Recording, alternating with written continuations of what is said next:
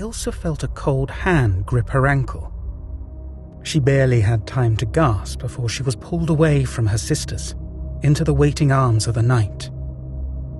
As she was whisked away, she caught a glimpse of the little humanoid creatures Grandpa Hugh had warned them about. This is a story based on true events, shared by those brave or fortunate enough to have crossed paths with entities beyond our everyday understanding. What we delve into in this episode takes us back over a century, to a time when the world was quite different, but the mysteries that pervaded were no less striking. Humanoid encounters are not a new phenomenon. They have been reported throughout history, across diverse cultures, and spanning all continents. From folklore and legends to modern-day sightings, these experiences have left a profound impact on those who have encountered them, often changing their lives in ways they could never have anticipated. This story takes us to the year 1900, to an undisclosed location in New South Wales, Australia. As we journey back in time, remember that these narratives are part of our shared human experience, a testament to the high strangeness that weaves through the fabric of our existence. In the rugged heart of New South Wales, Australia, 1900, where the air was thick with the scent of eucalyptus and the night sang with a chorus of cicadas, lay a tiny homestead. This was a world untouched by the march of time, where the glow of the Milky Way outshone any man-made lights, and the billabong nearby was the hub of life. Here lived Ilsa, a spirited 12-year-old with a head full of stories and a heart full of courage. She was the eldest of three. Her sisters, Ada and Elsie, were the rapt audience to her enchanting tales. Every night, under the blanket of stars, they huddled together by the billabong. They shared laughter, punctuating the symphony of the wild. Maeve, their mother, watched over them with a tender gaze. A woman made of steel and kindness, she was the anchor in their stormy world. Having lost her husband, she filled the roles of both parents, providing for her family and nurturing her daughters with unyielding love. A stone's throw away lived Tom, a strapping young farmhand. His days were spent toiling under the relentless Australian sun, and his nights were spent under the endless star-studded sky. He was a constant presence in their lives, a pillar of support to Maeve and a big brother figure to the girls. Then there was Grandpa Hugh, a man as old as time itself. His creased face was a roadmap of wisdom. His stories a journey through a rich tapestry of Aboriginal folklore. He spoke of the dreamtime, of the spirits, and of little humanoid creatures with leathery skin. The girls hung on to his every word, their eyes wide with fascination and a sliver of fear. One night, as the southern stars began their silent march across the sky, the usual routine took a startling turn. The evening started no different from the others. Ilsa, Ada, and Elsie lay nestled by the billabong, their innocent chatter blending with the rhythmic croaking of the frogs. Ilsa was in the middle of recounting one of Grandpa Hugh's stories about the mischievous little creatures when a sudden gust of wind rustled the gum trees overhead. The usually placid billabong rippled, the moon's reflection distorting into 1,000 tiny shards of silver. A hush fell over the bushland, the nocturnal creatures silenced as if holding their collective breath. The girls huddled closer, their laughter replaced by nervous giggles. Ilsa's heart pounded in her chest, her mind echoing Grandpa Hugh's words about the little creatures. She glanced over at Ada and Elsie, their faces pale in the moonlight. She opened her mouth to reassure them, but before the words could escape her lips, a strange rustling sounded from the underbush. Ada and Elsie clung to Ilsa as the rustling grew louder. The air grew dense, the wind carrying a strange, unfamiliar scent. Their surroundings took on an eerie quality, the shadows thrown by the moonlight appearing darker, deeper. Suddenly, the ground beneath them seemed to shift. Ilsa felt a cold hand grip her ankle. She barely had time to gasp before she was pulled away from her sisters, into the waiting arms of the night. As she was whisked away, she caught a glimpse of the little humanoid creatures Grandpa Hugh had warned them about. They were just as he described, their leathery skin gleaming under the moon's glow. In an instant, Ilsa was gone, leaving behind a void that was felt throughout the homestead. The billabong, once a source of joy and comfort, now echoed with a chilling silence. As dawn broke over the homestead, painting the sky with hues of pink and gold, an uneasy silence had settled. Maeve, emerging from the cottage, squinted in the morning light, her gaze falling on the empty spot by the billabong. A knot tightened in her stomach as she called out for Ilsa, her voice breaking the dawn's tranquility. There was no answer. Panic, sharp and unwelcome, gripped her heart. Ada and Elsie were there, huddled together, their eyes wide and tear-streaked. But Ilsa was nowhere to be seen. Terror clawed its way up Maeve's throat as she scooped her younger daughters into her arms, peppering them with frantic questions. Their responses, muffled and terrified, only confirmed her worst fears. Ilsa was missing. Maeve rallied the homestead, her voice echoing through the still morning air. Tom, hearing the alarm, abandoned his chores and rushed over. His face paled as he took in the sight of the tear-streaked faces and the empty spot by the billabong. Within moments, the small community was mobilized. Neighbors who had shared laughter and stories over bonfires now shared a common dread. Men, women, and even the older children joined in the search, their faces grim and determined. They combed through the bushland, their calls for Ilsa echoing between the gum trees.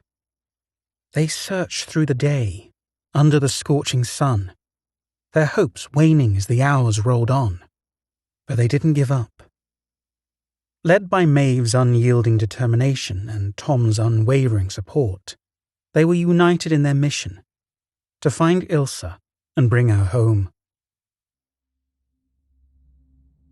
Meanwhile, in a world removed from the sunlit bushland and the billabong, Ilsa found herself in a realm of damp earth and hushed whispers. The comforting twinkling of the stars was replaced by a dim phosphorescent glow that emanated from the walls of her subterranean enclosure. Ilsa's heart pounded in her chest, her body shivering with cold and fear. She could hear the soft shuffling of feet, the occasional guttural murmur, the humanoid creatures Grandpa Hugh had spoken of. They were no longer just characters in a story. They were her captors, their leathery skin a stark contrast to the soft hands that tended to her. One of them approached her, a bowl in its hand.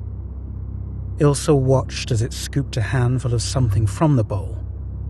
It was a thick, greasy substance that gleamed under the strange glow.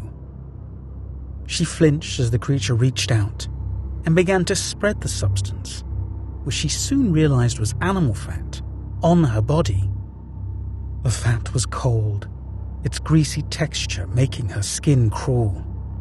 She could hardly see anything, her eyes stinging as the fat was smeared over her face. She was blind, disoriented, her world reduced to guttural sounds and the slick feel of the animal fat.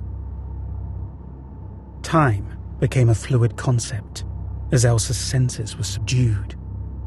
She could only guess the passing hours by the waxing and waning of the guttural murmurs.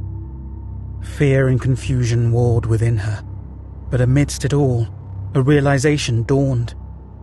She was trapped, a captive of the leathery-skinned creatures of Grandpa Hugh's stories. The dreamy billabong under the starlit sky seemed like a distant memory as Ilsa succumbed to her surreal reality. In her world of darkness and guttural whispers, Ilsa had almost forgotten the sound of her own name. But then, faint as a dream, she heard it. Ilsa! The call was distant, muffled by layers of earth and roots, but unmistakable. Hope ignited within her, pushing back the fear and confusion. "I'm here!" she wanted to scream, but the words were lost in the thick air of her underground prison. Her mind raced, thoughts colliding and merging, but one stood out. She needed to get their attention. Her hand brushed against something rough and gnarled above her. Tree roots. Her heart pounded with a renewed sense of purpose as she clawed at them, her nails scraping against the rough bark. Each tug, each tear brought her closer to the surface, to freedom. Her hands were raw and bleeding, but she didn't stop. She could hear her name being called more distinctly now. They were searching for her. She had to let them know where she was. With a final surge of desperation, she ripped through a particularly thick root. Daylight, dim and diffused, spilled into her dark prison. She reached up, her arm breaking through the earth's surface. The cool air of the bushland greeted her skin, a stark contrast to the dank air underground. She weaved her arm, her heart thrumming with adrenaline. The climactic moment had arrived. Ilsa had broken through. She was no longer just a missing child. She was a signal, a beacon of hope for those searching for her. The bushland was eerily quiet when Tom first saw the arm. He was walking by the billabong, his heart heavy with despair, when a movement caught his eye. He turned, his breath hitching as he saw the small, dirt-covered arm waving from the ground. Fear gripped him. He stumbled back, his mind racing with stories of the spirits and monsters that lurked in the bushland. He ran, the sight of the arm burning in his mind. But as he fled, a chilling thought took hold. What if it was Ilsa? He stopped in his tracks, his heart pounding. He thought of Maeve, of Ada and Elsie, and of the desperate search that had consumed their lives. Swallowing his fear, he turned back, his determination steeling him against the unknown. As he neared the spot again, he heard it. A muffled cry, barely audible. His heart lurched. It was Ilsa. He ran back to the homestead, his shouts bringing Maeve and the rest of the family rushing.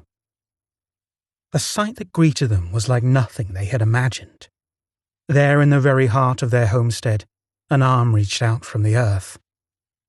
Maeve's grasp echoed through the silent bushland as they fell into action. With a collective effort, they started pulling at the earth, a tug of war against the ground that held Ilsa captive. The arm waved, weak but persistent, guiding their frantic efforts. Sweat trickled down their brows, their hands raw and bleeding as they clawed at the earth. And then, with a final desperate pull, Ilsa emerged.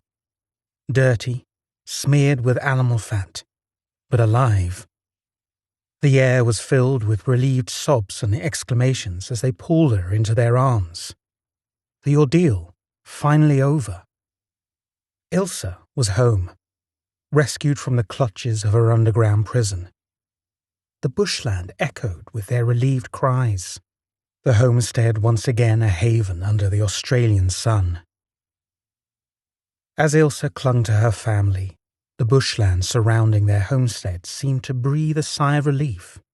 The frantic shouts and cries of the search were replaced by whispers of awe and disbelief. The small community gathered around the family, their faces a mix of relief and trepidation. Maeve held her daughter close, tears of relief streaming down her face. Ada and Elsie, clung to their sister, their young faces awash with a mix of joy and fear. Tom stood by them, his hand resting protectively on Ilsa's head, his face etched with relief and gratitude. Grandpa Hugh, who had watched the rescue with a solemn silence, now stepped forward. He declared, his voice echoing through the bushland, "We celebrate tonight, for our girl has returned." And so, as night fell, they built a bonfire. It blazed brightly, its flames licking the dark sky, right above the spot where Ilsa had emerged. The sight was both triumphant and eerie, a beacon of their victory and a stark reminder of the ordeal. As they huddled around the fire, sharing food and stories, a strange sense of camaraderie took hold. The incident had shaken them, the reality of Grandpa Hugh's story settling in their hearts. The billabong was no longer just a peaceful spot. It had become a symbol of their shared experience. Laughter and chatter filled the air, but every so often, their eyes would drift to the fire, and then to Ilsa, safe and sound among them. There was relief, indeed, but also a newfound weariness, a respect for the stories and the land they called home. As the fire crackled and the stars twinkled overhead, they celebrated their victory, their community stronger and more united than ever before. As the night wore on, Ilsa sat quietly by the fire, the warmth seeping into her skin, replacing the cool dampness of her underground ordeal. She watched as her family and friends laughed and told stories, the eerie glow of the bonfire casting long shadows on their faces. Her mind replayed the events of her captivity, the guttural noises of the creatures, the greasy feel of the animal fat. She shivered, not from the cold, but from the memory. But amidst the fear and confusion, she felt something else, an understanding. She realized that she had become part of the stories Grandpa Hugh told, her experience adding a layer to the rich tapestry of their community's folklore. She was no longer just a listener. She was a participant, a living testament to the reality of the tales. In the days that followed, Ilsa found herself drawn to storytelling. She would sit by the billabong, her sisters and other children of the community gathered around her, their eyes wide with anticipation. She would tell them about the creatures, about her time underground, her voice weaving a spell around her listeners. Her stories were a warning, a reminder of the truths hidden in their folklore, but they were also a testament to her resilience, her survival against odds. She had emerged from her ordeal stronger, wiser, her experience shaping her into the community's new storyteller.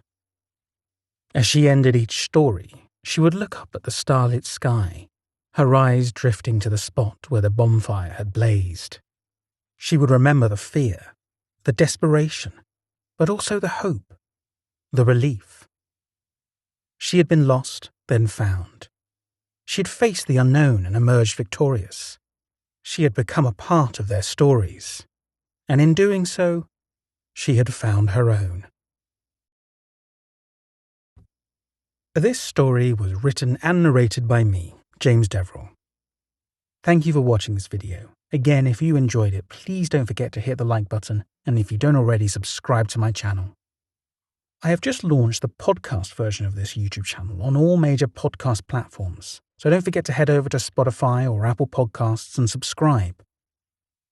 Right now, the content on there is ad-free, so you can take advantage of that. Don't forget to check out the content I'm releasing on other platforms such as Instagram, Facebook, and Twitter.